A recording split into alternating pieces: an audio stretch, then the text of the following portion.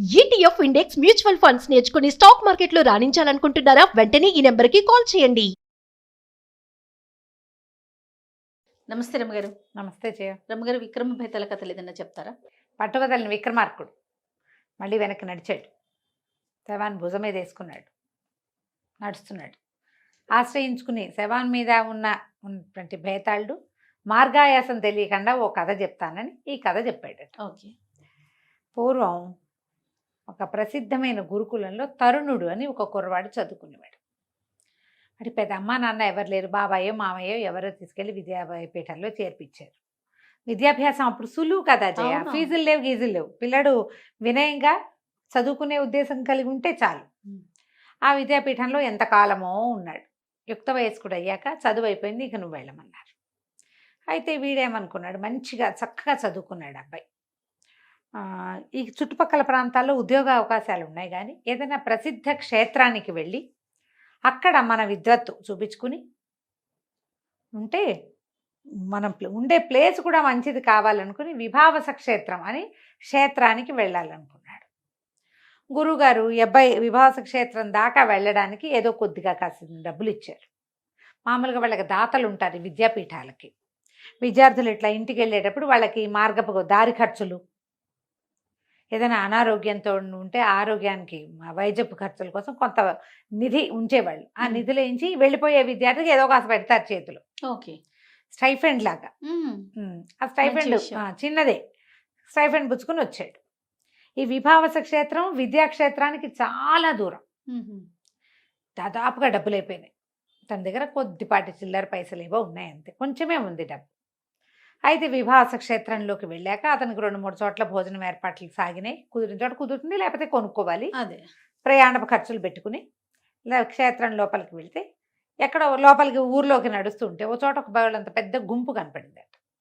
ఏదో వింత చూస్తున్నారు అందరు. చూస్తే అక్కడ లోపలికి వెళ్తే అక్కడ ఒక పాములాడించేవాడు ఉన్నాడు.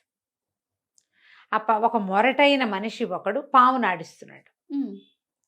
జనం అంతా చూస్తున్నారు, కేరింతలు కొడుతున్నారు. అది బుస్సు అన్నప్పుడల్లా అమ్మో అనిపిస్తుందిగా మరి. అయితే వాడి ఆట ఎట్లా ఉందంటే, పామును వదిలిపెట్టి వాడు తోక పట్టుకున్నాడు, దాన్ని వదులుతాడు. అది ఇట్లా పరిగెత్తడానికి ప్రయత్నం చేసినప్పుడు ఒక పంగల కర్ర ఉంటుంది. ఈ పాములు పట్టుకునే వాళ్ళ దగ్గర వైషేపు కర్ర. ఈ మధ్య నేను చూశాను, పాములు పట్టుకునే వాళ్ళు మనకు కనపడుతూ ఉంటారా, అదే మన స్వయంగా వాళ్ళే ఫోన్ చేసి ఇక్కడ పాము కనపడింది అంటే వాళ్ళు వచ్చి తీస్తారు. Snake savours. అది వాళ్ళ దగ్గర ఒక కర్ర ఉంది, అదేదో కొత్తగా కనిపెట్టినట్టు చెప్పారు మొన్న ఒకరు. కాదు, ఈ కథ ఎప్పటితో తెలుసా, 54లోది. అప్పట్లోనే ఉన్నాయి. ఆ పంగల్ కర్రతోటి దాన్ని ఇట్లా మెడ దగ్గర అదిమేసి దాన్ని బాధ పెడుతున్నాడు. అదొక తెల్లటి జవ జవ జవలాడుతున్న పాము. ఆ తెల్ల పాము అవటం వల్ల ఎక్కువ మంది చూస్తున్నారు. ఇవి తరుణుడికి చాలా అసహ్యం వేసింది. అంత హింస పెడతావా మూగ జంతువు, దాన్ని వదిలేస్తే పరిగెట్టేందుకు సిద్ధంగా ఉంది. అది దాని దారిని అది పోతుంది, కాటేస్తే తన మీదకి వచ్చిన వాడికి కాటేస్తుంది. ప్రాణరక్షణ ఎవరికైనా తప్పదు. ఇట్లా ఇంతమందిలోకి తీసుకొచ్చి దాన్ని అంత హింస పెడుతూ చూస్తుండేసరికి అలా నచ్చల అతనికి. ఏదో ఒక దుఃఖం కలిగింది లోపల. ఆ కంచి వెండి కేకలు, ఏరా మొరటివాడా అట్లా చేస్తావా పావుని అంటే, ఆడేమన్నాడు, రూపాయి డబ్బుల కోసం చేస్తాం బాబు, ఊరికే చేస్తే ఎవరు డబ్బులు ఇస్తారు, అంతగా నచ్చితే పావును కొనుక్కో అన్నాడు. అనేసరికల్లా ఒక ఉద్రేకం వచ్చింది. వాడు అధిదక్ష తేలిగ్గా మాట్లాడితే అలా వచ్చేది కదా, వాడు మంచి బలాఢ్యుడుగా ఉన్నాడు. ఈ గొంతు ఉరుతున్నట్టుంది వాడి గొంతు. అందరూ ఇతని కేసు చూశారు. ఓకే. డెలికేట్గా ఫీల్ అయిపోయాడు తరుణుడు. ఫీల్ అయ్యి ఏమనుకున్నాడు, జేబు తడుకుంటే చిల్లర పైసలు కనపడేసరికల్లా కబుకొని తీసుకో అని జేబులోంచి డబ్బులు తీసి విసిరేసి ఆ పావును వదిలిపెట్టేసి అన్నాడు. వాడేం చేశాడు, ఆ పంగల కర్రని పక్కకు పడేసి ఆ పావుని ఇట్లా లాగి చుట్టలాగా మీదకి విసిరేశాడు తరుణుడి మీదకి. తరుణుడు ఇట్లా కావులిచ్చుకున్నాడు ఆ పావుని. మరి ఎక్కడో చోట పట్టుకోవాలి, కావులిచ్చుకున్నాడు. సరే, అక్కడి నుంచి ఏం చేశాడు, అది తనని కరవకుండా తోక దగ్గర పుచ్చుకొని అవతలకి నడిచాడు. మీదకి విసిరేశాక ఇంకేం చేస్తాడు, ఏమనిపించింది, ఏంటి నేను ఈ పాము కోసం అనవసరంగా చేశానా ఈ పని. చాలా మందికి అనిపిస్తుంది కదా జయ, డెలికేట్గా ఫీల్ అయిపోతాం, అనవసరంగా చేశామేమో అనిపిస్తుంది. అనవసరంగా చేశానా, వాళ్ళందరూ నన్ను పిచ్చి వెదవనుకున్నారో ఏమిటో, దారైపోయే పాము కోసం డబ్బులు ఖర్చు పెట్టాడు, పిచ్చి బ్రాహ్మడు అనుకున్నారేమో. బ్రహ్మచారి కుర్రాడు ఇట్లా చేశాడు అనుకుంటారు. చాలా సిగ్గుపడ్డాడు, ఏం చేయాలో తెలియలే. ఆ ముందుకు నడిచెళ్ళి పొదల్లో ఒక పొదలేవో కనబడితే ఆ పావుని ఆ తోక దగ్గర పట్టుకుని దాన్ని వదిలేశాడు. అది జర పాక్కుంటూ వెళ్ళిపోయింది. ఇతను ప్రభాస క్షేత్రంలోకి వెళ్ళిపోయాడు, లోపలికి వెళ్ళాడు.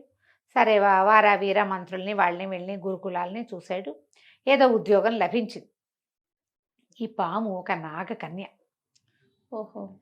అది గంగా నదీ తీరంలో ఆమె బయటకు వచ్చినప్పుడు ఈ మొరటివాడు పట్టేశాడు.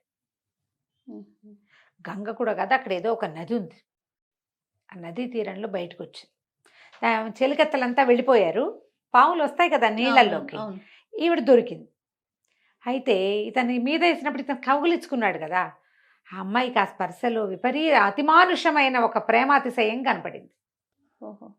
పావును పట్టుకున్నాడు కదా, ఇంటికి వెళ్ళి తండ్రికి చెప్పింది, ఇట్లా నా ప్రాణాలు రక్షించాడు ఒకతను, లేకపోతే ఆ మొరటివాడు 5-6 సార్లు ఒకతే చచ్చిపోయేదాన్ని నేను, మీకు తెలిసేది కూడా కాదు నాన్న అని చెప్పింది. చెప్పేసరికల్లా అమ్మ తప్పకుండా అతను రుణం తీర్చుకోవాలమ్మా నువ్వన్నాడు. అయితే ఆ అమ్మాయి వాడి స్పర్శని తలుచుకున్న తరుణుడి స్పర్శని, నా తండ్రి నేను భూలోకానికి వెళ్ళి అతని భార్యగా అతను రుణం తీర్చుకోదలుచుకున్నాను, అతన్ని సంతోష పెడతా, సుఖపెడతా, వండి పెడతా, ఓ భార్య ఎట్లా తీర్చుకోవాలో రుణం అలా తీర్చుకుంటాను అని అడిగింది. అడిగేసరికల్లా నాగరాజు అన్నట్ట సరే వెళ్ళు అని చెప్పి ఒక చెలికత్తెని తోడిచ్చి పంపించాడు. ఓకే. ఈ అమ్మాయి భూలోకానికి వచ్చేసింది. చక్కగా సౌందర్యవతి అయిన అమ్మాయి. ఆ అమ్మాయి తరుణుణ్ణి కలుసుకుంది. నేను ఫలానా అని చెప్పల. ఆ అమ్మాయి కనపడేసరికల్లా మొదటి చూపులోనే ఆమెతో ప్రేమలో పడ్డాడు ఈ తరుణుడు. రూపవతి అని పేరు పెట్టుకుంది. సరే మరి నాతో పాటు నా చెలికత్త కూడా ఉంటుందని చెప్పింది. అతను ఎంతో సంతోషించాడు. ఎవరు లేరు కదా, అదే ఈ ప్రమిత ప్రేమగా ఉండే ఆ అమ్మాయితోటి చాలా సంతోషంగా ఉన్నాడు. వివాహం చేసుకున్నాడు. పని అమ్మాయి కూడా ఉండేది, చెలికత్తి ఉండేది పక్కనే, పై పనులకు సహాయం చేసేది, కామ్గా ఈవిడితో పాటు ఉండేది. ఎంత హాయిగానో ఉన్నాడు, ఎంతో సంతోషంగా, పరమ ప్రీతిగా భార్యతోటి అమిత సంతోషంగా ఉండేవాడు. హాయిగా సంసారం గడిచిపోతోంది. ఇల్లు వాకిలి ఏర్పడ్డాయి. అమ్మాయి చక్కగా వంట అది చేసి భోజనం పెట్టేది, ఎంతో సంతోషంగా ఉండేది అతనితో. రోజులు గడిచిపోయినాయి. గడిచిపోతే ఒకనాడు ఒక మంత్రవేత్త ఒక ఆయన, ఆ ఊళ్ళో ఏంటంటే కొండ మీద ప్రభాస క్షేత్రమే అది, కొండ మీద పెద్ద అమ్మవారి దేవాలయం ఉంది. ఆ దేవాలయ పూజారి మహామంత్రవేత్త.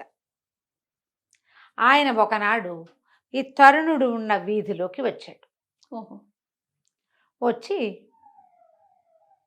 ఏవో రకరకాల వ్యవహారాలు చూసుకుని ఈ తరుణుడి బాకెట్లో కూడా నిలబడి మంచినీళ్ళు తాగాడు, పాదపూజ అవి చేయించుకున్నాడు. ఈ అమ్మాయిని చూశాడు. ఆయనకి ఈ అమ్మాయి నాగకన్య అని తెలిసిపోయింది. చూసేసరికి ఆయన మంత్రవేత్త కదా, సరే అప్పటికప్పుడు ఊరుకుని తర్వాత తరుణుని పిలిచి అవడగా తీసుకుపోయాడు. తీసుకెళ్ళి అంతా మంచివాడివి, చక్కగా చదువుకున్నావు, మంచి ఉద్యోగం చేస్తున్నావు, ఇల్లు వాకిలి సంపాదించుకున్నావు, నాగజాత అమ్మాయిని పెళ్లి చేసుకున్నావు ఏమిటో నువ్వు అన్నాడు. అనేసరికి హడిలిపోయాడు. అదేమిటంటే అన్నాడు, నీ భార్య నాగకన్య, ఆ అమ్మాయిని ఎందుకు పెళ్లి చేసుకున్నావు అనేసరికి తను భయం వేసింది. అమ్మో అనిపించింది. ఆయన నడిచి వెళ్తుంటే ఆయనతో పాటు కొండెక్కేశాడు.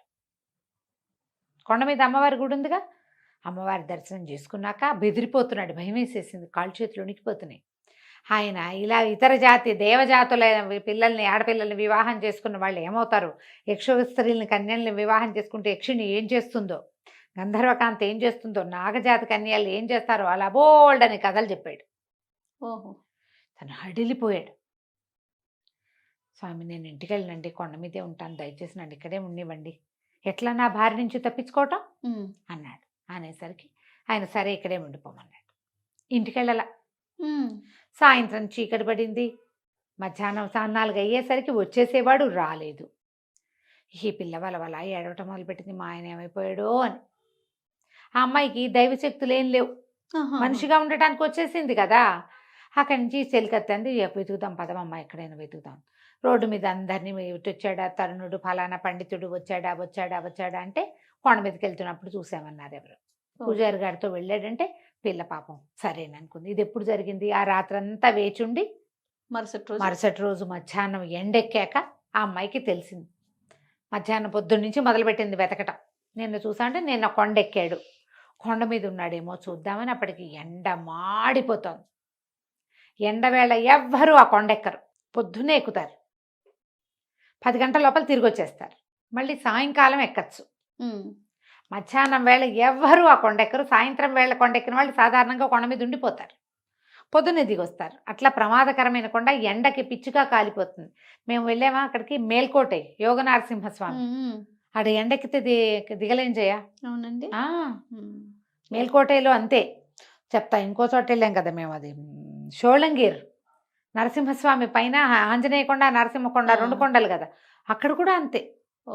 ఎండెక్కితే చచ్చిపోతాం, కాళ్ళు కాలిపోతాయి బాగా, పిచ్చి ఎండ. అందరు పొద్దున్నే ఎక్కుతారు అక్కడ. ఈ కొండలు మరి, కొండ మీద అమ్మవారంటే అదే కదా మరి పాయింట్. అంతేగా పరిస్థితి. 11 గంటల అయ్యేసరికి ఇంచుమించు అందరూ దిగేశారు. అర్చనకి ఎవరు లేరు, 11 దాకా కూడా లేరు, 10ంటికే దిగేస్తారు మొత్తం. ఉమ్. తర్వాత దిగలేరు అసలు, కొండ అట్లా కాలిపోతాయి. ఈ అమ్మాయి పాపం కాలి బొబ్బలెక్కిపోయినాయి కాళ్ళు. అట్లాగే ఏడ్చుకుంటూ మొగుడు కోసం కొండెక్కేసింది. ఉమ్. ఎక్కేసరికల్లా పూజారి కనపడి, అమ్మ నీ రహస్యం అతనికి తెలిసిపోయింది, ఇక నీ భర్త కాడు, అతను నీతోటి రాడు, వెళ్ళిపోమన్నాడు. అమ్మాయి ఏడుస్తూ దిగొచ్చింది కిందకి. కొండ దిగి కాళ్ళు బొబ్బలెక్కిపోయినాయి. కింద చెట్టు కింద కూర్చుని ఏడవటం మొదలుపెడితే, ఆ చెలికత్తే పక్కనే ఉంది. ఏం చేస్తుంది ఉమ్. చెలికత్తది? ఏం లేదు వ్యవహారం, ఆవిడేం చేస్తే అది వెనకాల ఉండాలి అంతే. అంతే. అది కూడా నెత్తిమీ చేపెట్టి కూర్చున్నది. కిందకు వచ్చి అమ్మాయి ఏడుస్తూ కూర్చుని ఉంటే, పైనుంచి పరిగెత్తుకుంటూ వచ్చాడు తరుణుడు. దిగొచ్చి, మామూలుగా ఆ కాలం ఆడవాళ్ళతో మాట్లాడే కాలం కాదు కదా, పరిగెత్తుకుంటూ వచ్చి భార్యను కావలించుకున్నాడు. ఎవరన్నా చూస్తారని బిడిపడలా అతను. అంతకుముందు చూడు, అతను బిడియం ఏమిటి, డబ్బులు ఇచ్చి పావును తీసుకుని సిగ్గుపడిపోయాడు. అవును. అతని మనస్తత్వం అది. కానీ ఇప్పుడు సిగ్గుపడలా, మొహమాట పడలా, ఒక్క ఉదుటిని వచ్చి కావలించుకున్నాడు. భార్యను బండి మాట్లాడి ఇంటికి తీసుకుపోయాడు. హాయిగా ఉన్నాడు భార్యతోటి. ఈ కథ చెప్పాడు బేతాళుడు. చెప్పి రాజును అడిగాడు విక్రమార్కుడు, ఎందుకు నాగకన్య అని తెలియగానే పైకి పరిగెత్తి పారిపోయాడు, రాకూడదు అనుకున్నాడు. కానీ తిరిగి వచ్చాక అమ్మాయి వచ్చేసరికి ఎందుకు కరిగిపోయాడు అతను, చెప్పన్నాడు. చెప్పమంటే రాజు అన్నాడు, కరిగిపోవటానికి ఏముంది ఇందులో, ఒక నాగకన్య తన భర్త కనపడకపోతే కాళ్ళు కాలుతూ కొండ మీదకి వచ్చింది, మనుషుల్లాగా ప్రవర్తించింది అమ్మాయి. ఎప్పుడైతే నీ భర్త రాడు అనగానే డింగుమని పామైపోయి పారిపోవాలి, కానీ కిందకు వచ్చి కూర్చో వెళ్ళలా. కింద అవే మెట్లు, అలాగే కాళ్ళు కాలుతూ కిందకి దిగొచ్చి కింద కూర్చుని ఏడవటం మొదలుపెట్టింది భర్త కోసం. ఆమె తన కోసమే పుట్టిందని నమ్మేశాడు అతను ఖచ్చితంగా. ఓహో. నన్నేం చేయదు, నాతో సంతోషంగా ఉంటుంది, ఇంతకాలం నేను ఎంతో హాయిగా ఉన్నాను. ఈమెలో కనపడినటువంటి ఆ మానుష చర్యకి, మనుషులు చేసే పని, దానికి ఆమె యొక్క అత్యంత ప్రీతిపాత్రమైన ప్రవర్తనకి లొంగిపోయాడు అతను. అయితే అయ్యింది, నాగజాతకన్య అయితే ఏమవుతుంది అనుకుని హాయిగా ఉన్నాడు. అంతే అనగానే బేతాళుడు చెప్పాడు, బాగా చెప్పావు, కరెక్ట్గా. ఆమె వల్ల మహిమలు మహత్యాలు వస్తాయని కాదు, మహిమలు మహత్యాలు ఉంటే ఆమె కాళ్ళు కాలేవే కాదు కదా, అక్కడ ఇక్కడ ప్రత్యక్షం అయ్యేది. సాధారణ మనిషిలాగా ప్రవర్తించింది అమ్మాయి. చెప్పేసరికల్లా బేతాళుడు ఎగిరిపోయాడు, నువ్వు కరెక్ట్గా చెప్పావు, కానీ నువ్వు మౌనభంగం చేసావు కదా, ఇక లాభం లేదని వెళ్ళిపోతే మళ్ళీ విక్రమార్కుడు వెనక్కి తిరిగి నడవటం మొదలుపెట్టాడు. కథ కంచికి మనం ఇంటికి. చాలా చాలా బాగుంది రమ్మ గారు.